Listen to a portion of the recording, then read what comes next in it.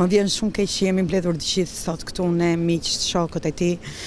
Na humbi jo vetëm një gazetar i mrekullueshëm, Vlora humbi njeriun e tij, djalin e vet, por ne komuniteti i gazetarëve humbëm mikun ton të shtrenjtë, njeriun që e telefononim nga mëngjesi deri në darkë, jo vetëm për informacionet që na duheshin nga qyteti, po mbi të gjitha për gjithçka që kishte të bënte me brendinë e këtij qyteti.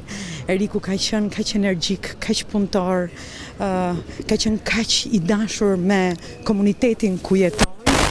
40 vitet që jetoi me një intensitet të papar, më duket e pabesueshme që nuk do të jetë mes nesh, ka lënë kryevepra në gazetarinë shqiptare që brezat do t'i kujtojnë kohë pas kohe. Jam shumë e tronditur, ne të gjithë jemi të tronditur në emër të Unionit Gazetarëve Shqiptar.